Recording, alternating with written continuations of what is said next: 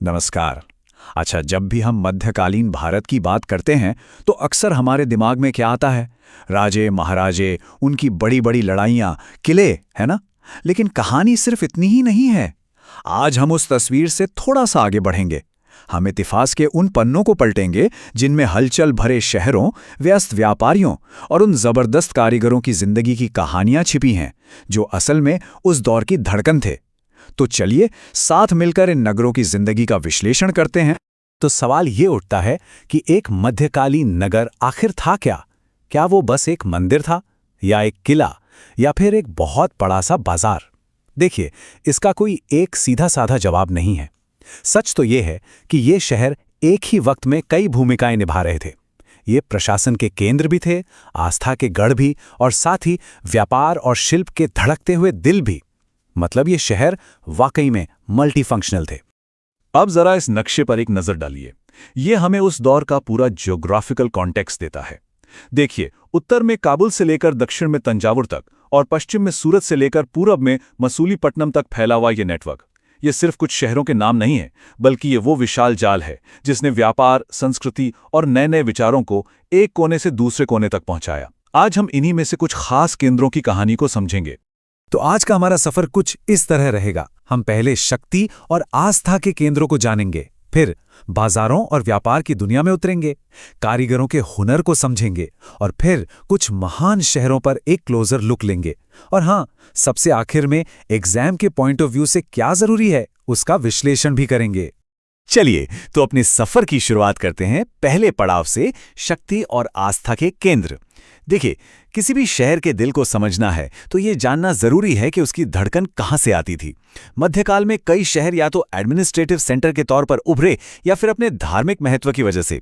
और मजे की बात यह है कि अक्सर ये दोनों ही चीजें एक दूसरे से जुड़ी होती थीं। इसका सबसे बेहतरीन उदाहरण है तंजावुर। ये चोल राजाओं की राजधानी हुआ करती थी। जरा सोचिए, कावेरी नदी के किनारे बसाए शहर, जहां राजा राजराज चोल का बनवाया हुआ राजराजेश्वर मंदिर शान से खड़ा था। यहाँ के जो वास्तुकार थे, कुंजरम मल्लन राजराज पेरुंथच्चन, उन्होंने तो गर्व से अपना नाम मंदिर की दीवार पर खुदवा दिया था। ये शहर महलों, फौजी छावनियों और बाजारों से भरा रहता था, जहां सालीय बुनकर और स्थपति मूर्तिकार दिन रात काम करते थे। और बस यहीं से अर्बनाइजेशन यानी नगरीकरण की प्रक्रिया को समझना बहुत जरूरी हो जाता है। नगरीकरण मतलब शहरों का बनना और उनका विकास। उस दौर में मंदिर सिर्फ पूजा पाठ की जगह नहीं थे, वो अर्थव्यवस्था के भी सेंटर थे। राजा महाराजा मंदिरों को जमीन और पैसा दान में देते थे, जिससे बड़े बड़े धार्मिक अनुष्ठान होते, तीर्थ यात्रियों को खाना खिलाया जाता और त्योहार मनाए जाते थे। धीरे धीरे क्या हुआ कि इन मंदिरों के आसपास कारीगर, व्यापारी, पुजारी ये सब आकर बसने लगे, और इस तरह मंदिर नगर बसते चले गए। अब इस स्लाइड पर कुछ ऐसे ही जरूरी मंदिर और तीर्थ नगरों के नाम हैं जिन्हें एग्जाम के लिए याद रखना बहुत जरूरी है। मध्य प्रदेश में भिलस्वामिन से लेकर गुजरात में सोमनाथ और दक्षिण में कांचीपुरम और मदुरई तक कुछ शहर जैसे वृंदावन और तिरुवन्नामलई तो पूरी तरह से तीर्थ स्थलों के रूप में ही जाने गए। और अजमेर का केस तो और भी दिलचस्प है। ये चौहान राजाओं की राजधानी भी था, बाद में मुगलों का सूबा हेडक्वार्टर भी बना, और सूफी संत ख्वाजा मोइनुद्दीन चिश्ती की दरगाह की वजह से एक बहुत बड़ा तीर्थ भी बन गया। तो शक्ति और आस्था की बात हो गई। अब बात करते हैं उस चीज की जो इन शहरों में असली जान डालती थी, और वो था व्यापार। चलिए अब इन बाजारों की धड़कन को महसूस करते हैं और समझते हैं कि कैसे व्यापारियों और सामान की आवाजाही ने इन शहरों को इतना वाइब्रेंट बना दिया था। तो जो छोटे शहर थे ना, वो असल में बड़े गांवों से ही निकलकर बने थे। इनमें आमतौर पर एक मंडे होती थी, जिसे बाद में मंडी कहा जाने लगा, जहां गांव के लोग अपनी उपज, अपना सामान बेचने आते थे। और यहां हट यानी दुकानों वाली गलियां होती थीं, जिसे आज हम हाट कहते हैं। याद रखिएगा, ये दोनों शब्द मंडेपेका और हट प्रीलिम्स के लिहाज से बहुत जरूरी हैं। अब जो इस स्लाइड पर है वो वाकई बहुत दिलचस्प है। व्यापार सिर्फ अकेले अकेले नहीं होता था, बल्कि बकायदा संगठित गिल्ड या व्यापार संघ बनाकर किया जाता था। दक्षिण भारत में मणिग्रामम और नानादेसी जैसे संघ इतने मशहूर थे कि वो दक्षिण पूर्व एशिया और चीन तक जाकर व्यापार करते थे। इनके अलावा चेट्टियार, मारवाड़ी ओसवाल और गुजराती व्यापारी भी देश के बड़े बड़े ट्रेडिंग ग्रुप्स बन गए थे। ये टेबल मैच द फॉलोइंग वाले सवालों के लिए एक हॉट टॉपिक है, इसे अच्छे से देख लीजिए। और ये व्यापार इतना ऑर्गेनाइज था कि इस पर बाकायदा टैक्स भी लगते थे। राजस्थान से मिला ये 10वीं सदी का शिलालेख इसका पक्का सबूत है।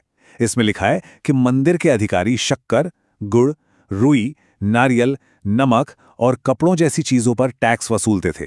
इससे यह भी पता चलता है कि मंदिर सिर्फ धार्मिक रूप से ही नहीं बल्कि आर्थिक रूप से भी कितने पावरफुल थे। व्यापार को और आसान बनाने के लिए एक बहुत ही एडवांस फाइनेंशियल टूल भी था, जिसे कहते थे हुंडी। ये एक तरह का नोट होता था जिसमें जमा की गई रकम का रिकॉर्ड होता था।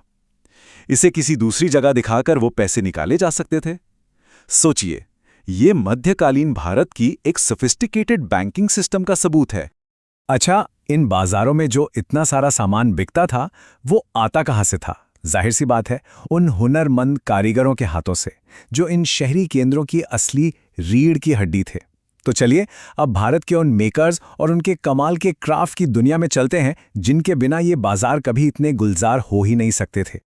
जरा इस शानदार चोलकालीन कांस्य मूर्ति को देखिए।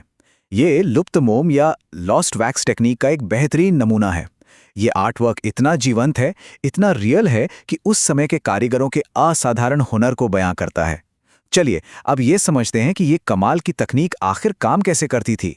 ये प्रोसेस सुनने में आसान लगता है, पर बहुत ही कारगर था। पहले मोम की मूर्ति बनाओ, फिर उस पर मिट्टी का लेप चढ़ाओ। अब जब इसे गर्म करेंगे तो मोम पिघलकर बाहर आ जाएगा और मिट्टी का एक खोखला सांचा तैयार हो जाएगा। बस फिर उसमें पिघली हुई धातु भर दी जाती थी और ठंडा होने पर मिट्टी को हटाकर मूर्ति को चमका दिया जाता था। इस तकनीक से बनी मूर्तियां आज भी दुनिया भर के म्यूजियम की शान बढ़ा रही हैं। पर शिल्प सिर्फ धातु की मूर्तियों तक ही सीमित नहीं था, बिल्कुल नहीं। बीदर के शिल्पकार तांबे और चांदी में जड़ाई के काम के लिए इतने मशहूर थे कि उस क्राफ्ट का नाम ही बिदरी पड़ गया। और फिर पांचाल या विश्वकर्मा समुदाय थे, जिनमें सुनार, लोहार, बढ़ई सब आते थे। ये लोग तो मंदिरों और महलों के निर्माण के लिए बहुत जरूरी थे। इसी तरह सालियार जैसे बुनकर समुदाय भी बहुत अमीर हो गए थे। तो अभी तक हमने प्रशासन, धर्म, व्यापार और शिल्प को अलग अलग समझा। अब इन सभी धागों को एक साथ पिरोते हैं और देखते हैं कि ये सब मिलकर कैसी तस्वीर बनाते हैं। और इसके लिए हम चलेंगे मध्यकालीन भारत के सबसे शानदार शहरों में से एक की गलियों में, हम्पी। 16वीं सदी में एक पुर्तगाली यात्री डोमिंगो पेस ने हम्पी के बारे में कुछ ऐसा लिखा था। उनके ये शब्द हम्पी की शान और उसकी जबरदस्त किलेबंदी की एक जीती जागती तस्वीर हमारे सामने रख देते हैं। ये एक ऐसा शहर था जहां सुरक्षा और सुंदरता का एक अनोखा संगम देखने को मिलता था। और ये देखिए, हम्पी की आर्किटेक्चर का सबसे मशहूर नमूना विट्ठल मंदिर का पत्थर का रथ। ये सिर्फ एक मूर्ति नहीं है, ये विजयनगर की इंजीनियरिंग का एक चमत्कार है। और कमाल की बात सोचिए, इस पूरे शहर की किलेबंदी में पत्थरों को जोड़ने के लिए किसी सीमेंट या चूने का इस्तेमाल नहीं हुआ था। उन्हें एक दूसरे में फंसाने की इंटरलॉकिंग तकनीक का इस्तेमाल किया गया था। ये उस जमाने की इंजीनियरिंग का एक बेजोड़ नमूना है। लेकिन हर शानदार कहानी का एक अंत होता है।